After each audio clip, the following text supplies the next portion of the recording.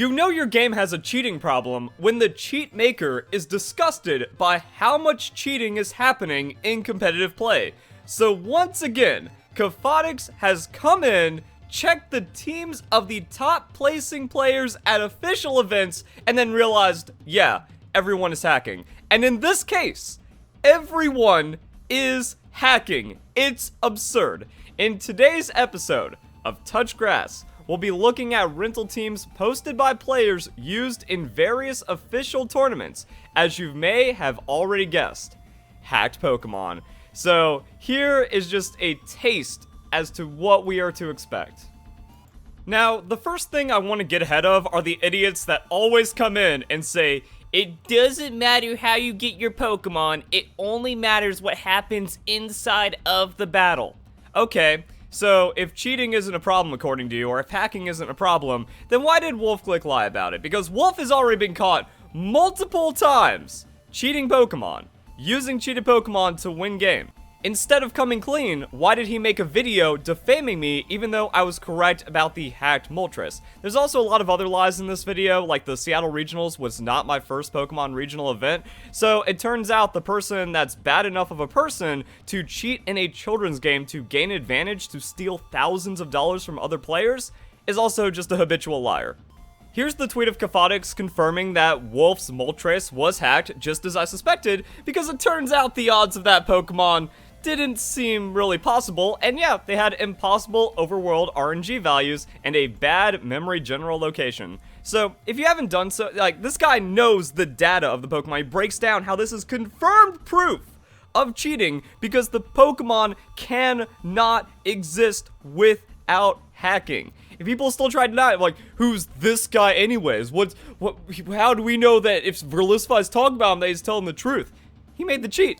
This is the dude behind PK Hex. He knows more about Pokemon data than you will ever learn in your life.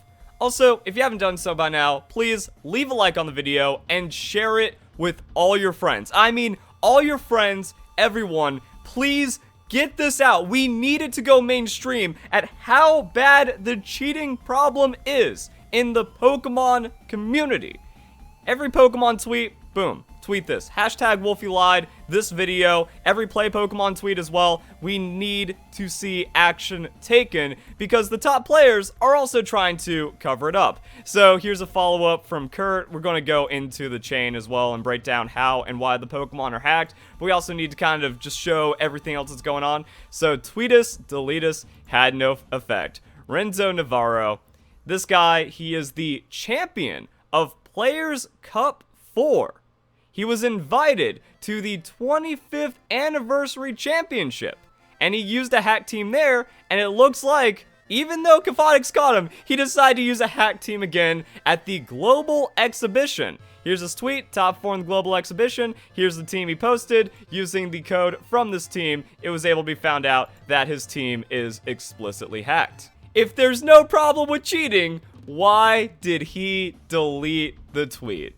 If there's no problem with cheating, then why is it okay that they are defrauding thousands of dollars from legitimate players? Pokemon VGC has gotten so bad and the community is so full of cheaters that are just committed to the lie that there is no problem with hacking Pokemon that now they can't even accept the truth when it comes out that everyone is hacking. So we've gone down the list of still working team codes for the Players Cup 4 Global Finals, and all of them have issues. Rental team codes sourced from here. So Victory Road, people posting their team codes because they like to celebrate off of their victory, and yeah, then they have to delete tweets after they get caught for cheating. Either way, these are the exact same Pokemon the players used, so if there's any problem with them, it means there is cheating. So we can just kind of go through and see what's going on here. Fevzy's team has 3 missing home trackers, and the Thundurus has no max layer correlation with 0 height, 0 weight. Redsteel is also a 0/0, so again, like when just lazily hacking in Pokemon, you don't put in these values because they don't really mean anything, and they're all like these hidden RNG memory values and stuff. But then it turns out like, oh, that's actually a very telltale sign of cheating because the Pokemon can't exist like that in the game. Like, that's just how it'd be hacked in.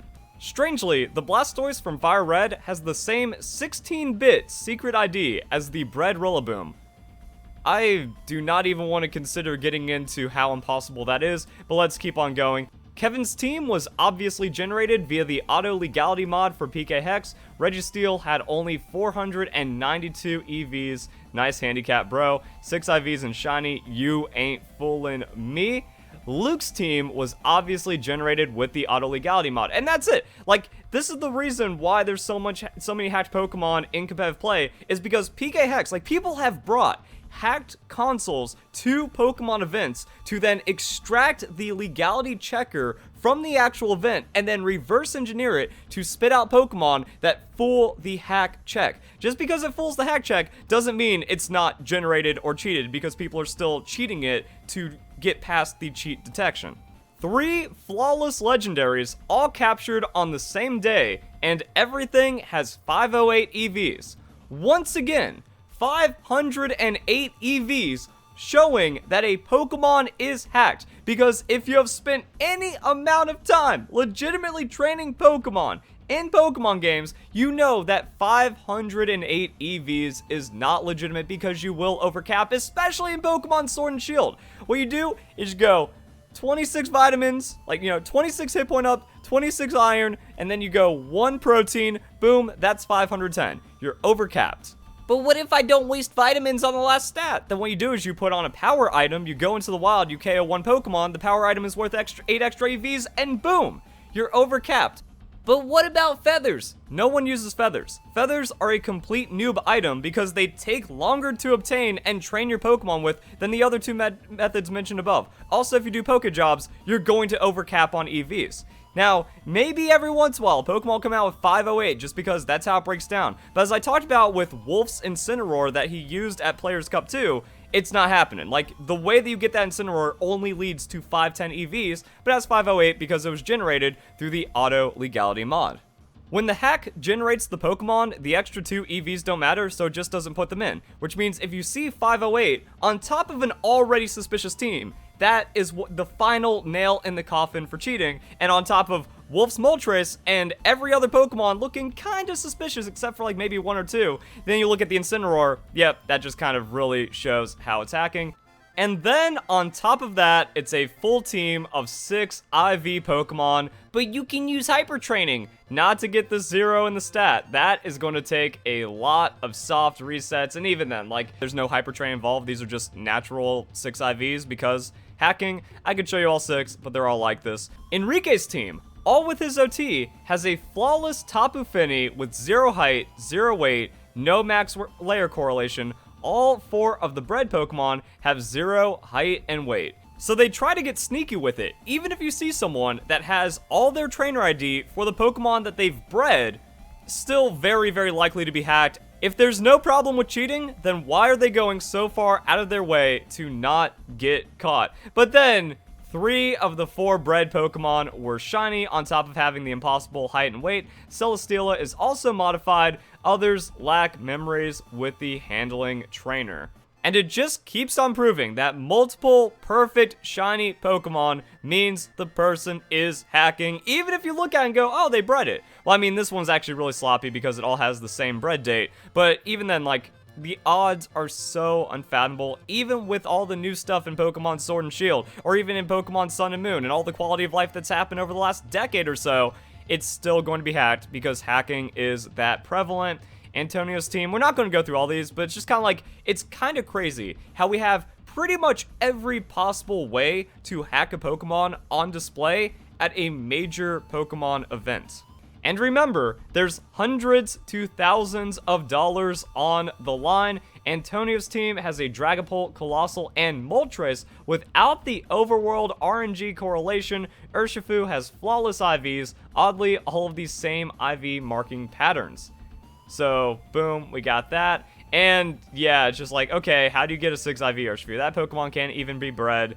That is some madness right there. They also have these marks. So it's trying to be deceptive as well with this mark, where it's like we have IV for hit points, attack, defense, no special attack, even though it actually does have special attack, and then special defense speed. So again, weird stuff to try to make the Pokemon appear legitimate on the surface, but lazy auto legality generation and other like modifications to their Pokemon kind of prove hacks. And then we have 508, 508, totally believable. You captured this as a 6 IV. Personal ID correlation doesn't match, all kinds of weird stuff. Nick's team has a Whimsicott with an invalid ability bit flag. No bits are set. I don't even know how that gets past the hack check. It's also online, so maybe the online hack check is weaker than the regionals hack check, so people are getting away with. I don't even know. Tapu Fini is from Ultra Sun, Ultra Moon, has flawless IVs for a static encounter. So that is a flawless IV Tapu Fini, just without even hyper training involved. Similar for Reiko, which has a flawless Hidden Power Ice Spread from Generation 6. But for Verlisify, Hidden Power was removed from Pokemon Sword and Shield, so that doesn't matter. Actually does. What this suggests is that the Reiko was hacked and then used for other VGC events in other generations of Pokemon, and then transferred through Pokemon Home into Pokemon Sword and Shield, used the like battle update feature to make it battle ready for Generation 8, and then just, you know, thrown out into games right there. So this Reiko has been through multiple generations as a hacked Pokemon. And once again, this goes back to like Generation 7 and 6 and a lot of Generation 5, where you see VGC players using perfect IV, hidden power Pokemon, of course hacked, but no, it's possible, bro, or full teams of shiny Pokemon, stuff like that. It all lines up. So yeah, there's the Tapu Fini and the shiny Reiko, and it looks like someone learned their lesson. 510 EVs, but then also 508s on the team, so not even consistent with the training, more shiny Pokemon, more just showing how much they're hacking.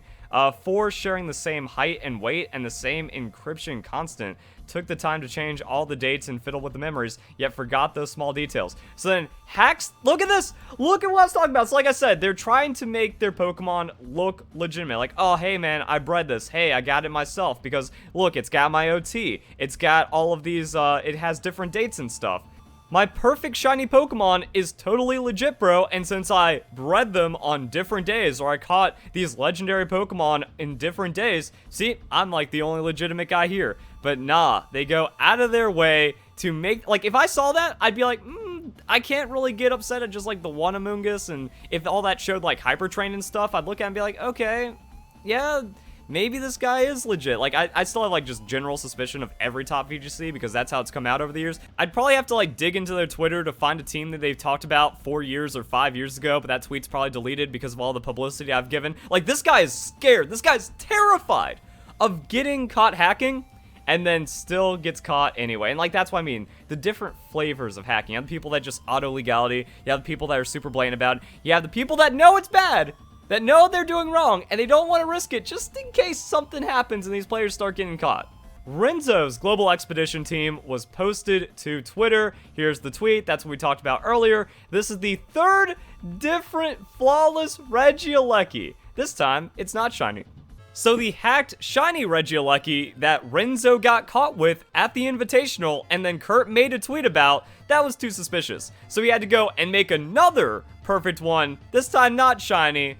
I don't know why. He's already been caught and confirmed as a cheater at this point, but decides to make another one. And this is something that I've seen many times where it's like at Worlds, at events, people just change their teams. And it's not like, oh, I was able to breed a couple Pokemon overnight. It's like, no, I got flawless 6IV legendary Pokemon. Like people were just swapping Kyogres left and right.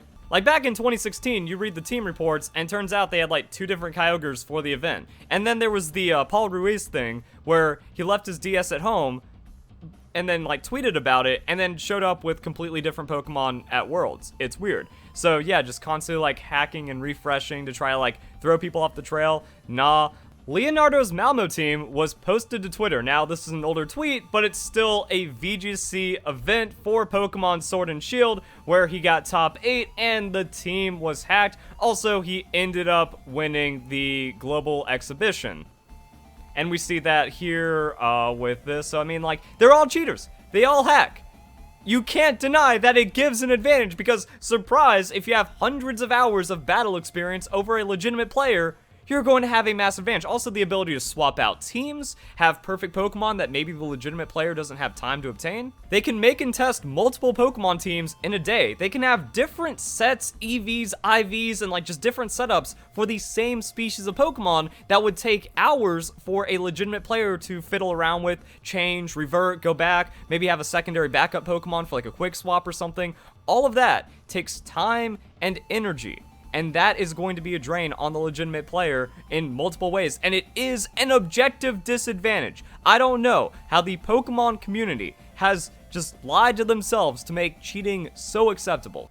All the top players cheat. It's an objective, competitive advantage, especially back in 2016. Wolfe Glick's entire career is based off of cheating, is based off of hacking. This Raichu would take like 50,000 years of constant soft resetting to obtain because you didn't have any guaranteed IVs. Then we also have the legendary Pokemon, which would take an insurmountable amount of time. So if you didn't show up to a 2016 regional event without 6 IV perfect legendary Pokemon that could only exist through hacking, you were at a massive disadvantage, and it shows because everyone was hacking. And then, like, the deeper you go into it, the crazier it gets. I pretty much assumed, like, yeah, everyone top 16, everyone top 32 in, like, Pokemon VGC these days is just, like, cheating at this point. But I never thought I would get the hardest of confirmation like this. Like, you can look at the teams, you can break it down, it can be really suspicious. But as you can see, a lot of people are going out of their way to, now that I've, like, I've been the watchdog on the scene, I've come in and I've caught so many cheaters that now they gotta play scared.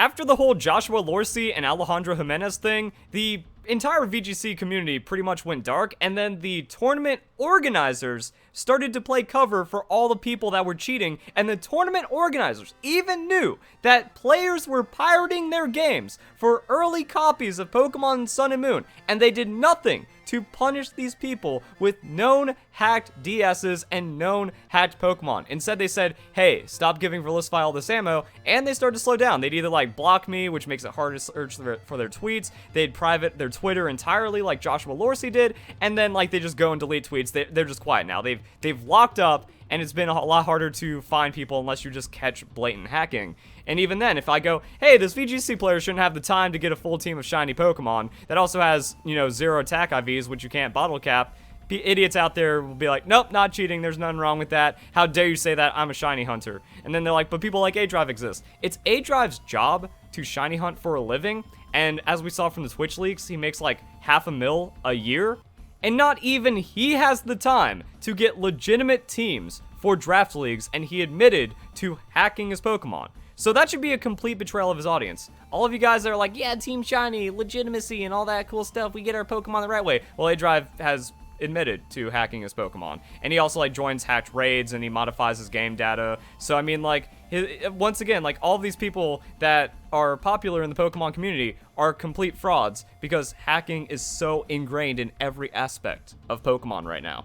And people were even cheating in the Spooky Cup. I think only a few thousand people entered that because they just want to have some Halloween fun. Also, 508, 508, and it's a Japanese player. So maybe Japanese players are still cheating and they're harder to detect. The thing about the 25th anniversary Invitational is that it pretty much proved that every non-Japanese Pokemon World Champion is a cheater. Now, we already knew that. I showed the proof, but it had like the hardest of confirmation from the person that makes the hack. Just being like, yeah, these Pokemon are just straight up impossible. Even if they look legitimate, even it'd be hard to pin them otherwise, nah, they're straight up hacked.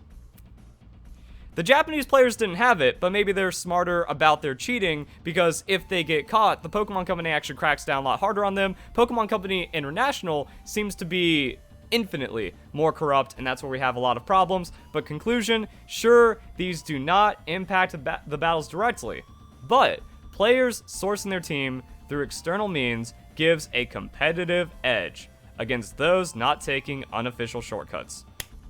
That's it. And the thing is, like, well, if everyone's cheating, then why is it wrong to cheat? It's like, no, because legitimate players aren't going to cheat. Surprise, people don't want to break the rules. Surprise, that's why VGC is dying and or dead. So we even have some replies. This is sad and unfair to those trying to play fair and competitive. This is why I stopped taking it seriously a long time ago.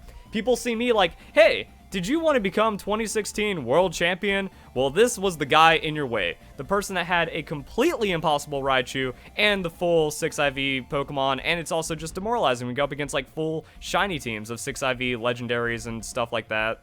So all the hundreds of hours you've put into the game, you don't want to put any more just to get cheated against and lose, because it gives an objective competitive advantage, and that's why VGC is just all hackers now. It's a small, dying scene that no one cares about because cheating has made it just so bad, so toxic. Players are given multiple ways in-game to obtain competitive teams, yet all evidence indicates that the top players are disregarding those options and instead cheat or have others cheat for them. This changes in the future. Well, like, it's actually pretty awesome that this guy's going on a crusade. Now, my understanding is that he likes the idea of being able to, like, tinker with your game and being able to, like, put Pokemon in for personal use or to, like, make teams so that way you can play with your friends a lot easier. But under no circumstances should you be using PK Hex for competitive play or serious competitive events where there is money on the line. That is his line. And now that that line has been broken for years, it looks like he's fed up. And he's given me a lot of ammo, which is really awesome to cover. But I've been doing this for, I forgot how long. People didn't want to accept that Rizzo was a cheater when he used a Dream Ball Aegislash at Nationals, and the hack check didn't catch that. Also, the other balls that his Pokemon had were impossible as well, like the Drizzled Politoed inside of a Lure Ball or something. Like, and then he also admitted to using Pokegen back in the day, or Pokecheck back in the day, to hack Pokemon for Generation 5, which was when he was the world champion. So it only got worse from there, and then everyone played cover for Wolfe Glick, even though that was indefensible, and now it turns out, yeah, Wolfe Glick is a habitual liar and hacker. Wow. Then we get a little bit extra right here. Can't speak for Cafotix directly, but going way back, Project Pokemon and staff were always against hacking for any competitive play. He and the others have often pointed out evidence of modification on any top player's Pokemon team when the info was available. I didn't see it in this way, but yeah, now it's kind of crazy. We have top VGC players replying to this, saying these threads are cringe and useless. So what do we got? We got 7th at Worlds 2018, top 8 Players Cup 3, Sea-Dog, so I guess like some kind of draft league and all this other stuff, and enough CP to qualify for Worlds.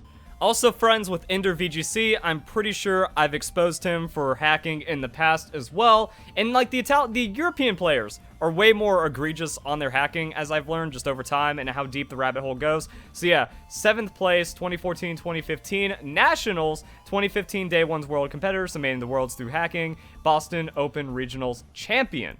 So we have a regional champion who is, you know, it's all like a cabal of cheating at this point. Like, we have a VGC competitor that tops at events saying that it's cringe and useless to point out cheating.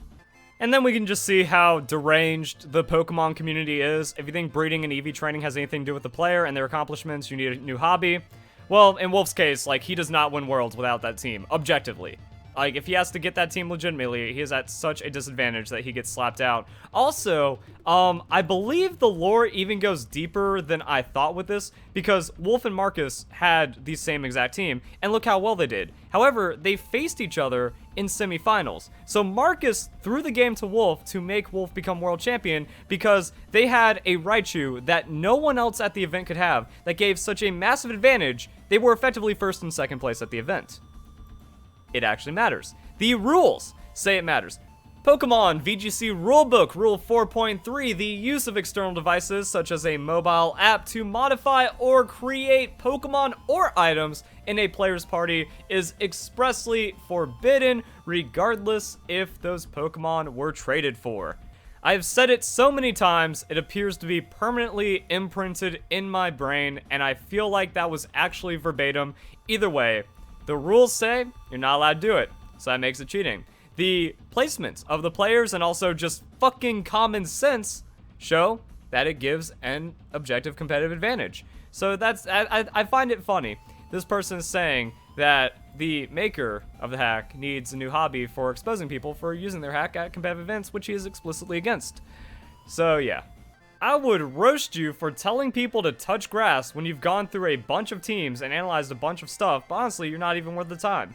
Nah, if you're cheating in a children's game to defraud other players of thousands of dollars, you're the one in the wrong.